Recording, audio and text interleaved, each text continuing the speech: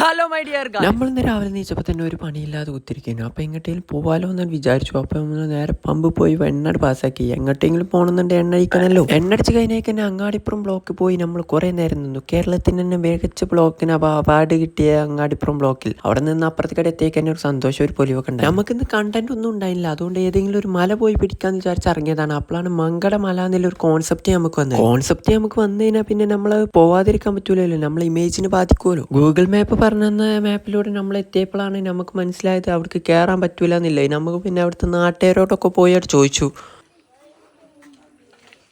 വഴി തെറ്റിയിട്ട് ചോദിച്ചു.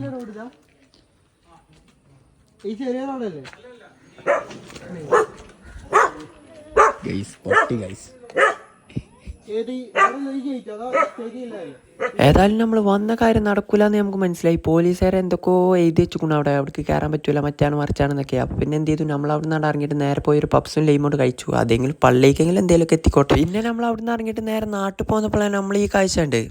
പുഴുങ്ങിയില്ലല്ലേ, പുഴുങ്ങണം, അപ്പോഴൊരു കൊസി ഉണ്ടാവും. അപ്പൊ ഇന്നത്തെ കാട്ടിക്കൂട്ടിൽ ഇത്രയൊക്കെ തന്നെ ഉള്ളൂ. അപ്പൊ ബാക്കി പിന്നെ